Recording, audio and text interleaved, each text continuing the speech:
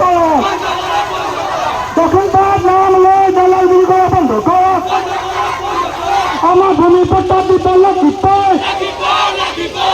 উল্লেখ অঞ্চল হলে আমার ভূমি পট্টা দিতে লাগবে,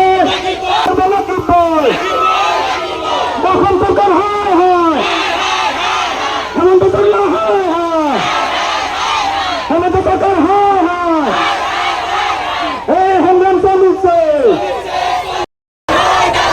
পালন পাশে নির্মিত লাল হয়, কলের বাবা রাখে দিব লাগিব, কলের বাবা রাখে দিব লাগিব, এই দালাল হতক কলিয়াৰ বাবা ৰাখি দিব লাগিব। উল্লেখিত অঞ্চলসমূহত ভূমি পট্টা প্ৰদান কৰা, উল্লেখিত অঞ্চলসমূহত ভূমি পট্টা প্ৰদান কৰা। আজি প্ৰতিবাদী কাৰ্যসূচী লোৱা হৈছে মূল কাৰণ কি? আজি মূল কাৰণ হ'ল আজি 200 বছৰ ইতিহাস থকা এক জনগোষ্ঠী অসমত বসবাস কৰি আছে। আজি আমি অসম ছাত্ৰ সন্থা নগাঁও জিলা সমিতি আৰু অসম চাহ মজদুৰ সংঘৰ নগাঁও শাখাৰ সমিতিৰ যুটীয়া উদ্যোগত আজি আমি এই প্ৰতিবাদী কাৰ্যসূচী লৈছোঁ। এই কাৰণে লৈছোঁ 200 বছৰ ইতিহাস থকা এই জনগোষ্ঠীটোক আজি অসমত বিভিন্ন অঞ্চলত আছে।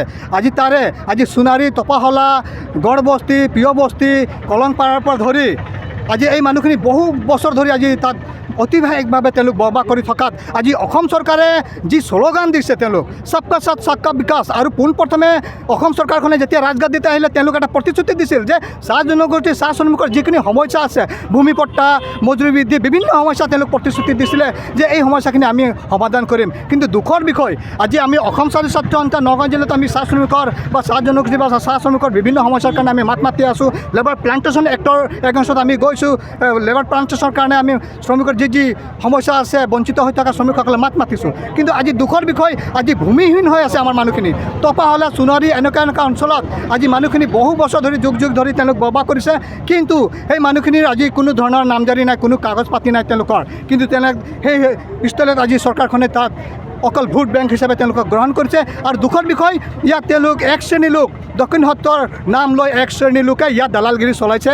আমাৰ সেই বসবাস কৰা লোকসকলক তেওঁলোকক কৃষি ভূমিখিনিত গৈ তেওঁলোক বাধা বিঘিনি কৰিছে, তেওঁলোক অত্যাচাৰ চলাইছে। তেওঁলোক বাঁহ গছকে ধৰি যিখিনি তেওঁলোক কৃষি ভূমিত যিখিনি ফচল লগাইছে সেইবিলাক তেওঁলোক অত্যাচাৰ কৰি তাৰ পৰা তেওঁলোকক মানে বেদখল কৰা কৰা চেষ্টা চলাইছে।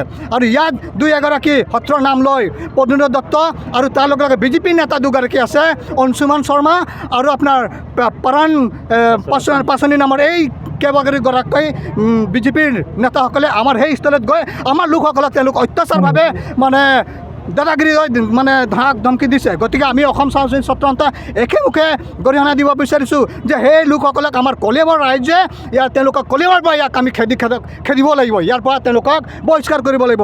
আৰু ইয়াৰ লগে লগে আমি অসম চৰকাৰক দাবী জনাইছোঁ, দীৰ্ঘদিন ধৰি ইয়াত বসবাস কৰা এই স্থলত আমি যি স্মাৰক পত্ৰ প্ৰেৰণ কৰিম অসম চৰকাৰক, এই উল্লেখিত অঞ্চলসমূহত বসবাস কৰা এই লোকসকলক অতি শীঘ্ৰে ভূমি পট্টা প্ৰদান কৰিব লাগিব।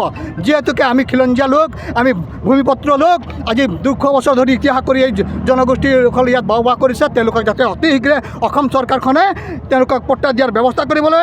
আৰু ইয়াৰ লগে লগে আমি ধিক্কাৰ জনাইছোঁ আমাৰ চাহ জনগোষ্ঠীৰ যিসকল প্ৰতিনিধি কৰি যোৱা ৰাজনৈতিক নেতা, সঞ্জয় কিষাণে হওক, কামাখ্যা প্ৰসাদ তছাই হওক, আৰু বিভিন্ন যিসকল আমাৰ আছে ৰাজনৈতিক নেতা, তেওঁলোকক আমি ধিক্কাৰ জনাইছোঁ। যদি শ্ৰমিকৰ হকে তেওঁলোক কাম কৰিব আহিছে, শ্ৰমিক 2 ঘণ্টীয়া ধৰ্ণা কাৰ্যসূচীৰ জৰিয়তে আমাৰ কলিয়াবৰ মহকুমাৰ অন্তৰ্গত আমাৰ তপাহলা গাঁৱৰ হাতীমুৰা, প্ৰিয়বস্তি, কেৰিবাকৰি অঞ্চলত থকা ৰাইজসকলৰ আৰু লগতে সোণাৰী বাগিচাৰ আদিবাসী শ্ৰমিক ৰাইজসকলৰ আজি 200 বছৰ অতিক্ৰম হৈ গ'ল। তেওঁলোক এই মাটিবিলাকত জংঘল ভাঙি ককা দেউতাসকলে আজি চাফা কৰি আমি সেই মাটি দখল কৰি খাই আছোঁ। সেই মাটিখিনিত আজি কিছুমান বিজেপিৰ নেতা আৰু পদ্মনাথ দত্ত বোলা এজন ব্যক্তি, এই 3জন ব্যক্তি তেওঁলোক দক্ষিণ সত্ৰৰ পৰমেশ্বৰৰ নাম লৈ তেওঁলোক মাজে মাজে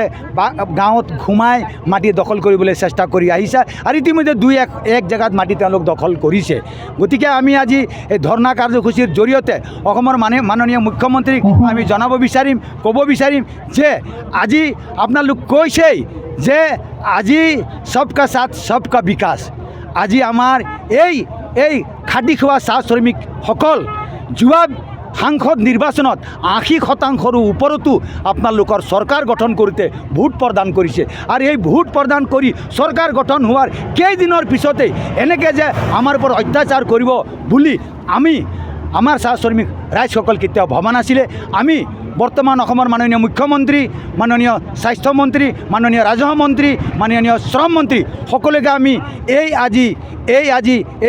এই অনুষ্ঠানৰ পৰা আমি আহ্বান জনাব বিচাৰিছোঁ অসম চাহ মজদুৰ সংঘৰ নগাঁও জিলা আৰু অসম ছাত্ৰ সন্থাৰ নগাঁও জিলা যদি আমাৰ এই শ্ৰমিক ৰাইজসকলক যদি অতি শীঘ্ৰে পট্টা দিয়াৰ ব্যৱস্থা নকৰে, লগতে যিসকল দালাল আমাৰ এই মাটি দখল কৰিবলৈ সোমাই পৰিছে, উঠি পৰি লাগিছে, তেওঁসকলক যদি অতি সোনকালে আইনগতভাৱে ব্যৱস্থা কৰি তেওঁলোকক যাতে তেওঁলোকৰ পৰা যদি বিহিত ব্যৱস্থা নলয়, তেন্তে আমি শ্ৰমিক ৰাইজ ইয়াতকৈ আৰু জংগী আন্দোলন কৰিবলৈ আমি বাধ্য থাকিম।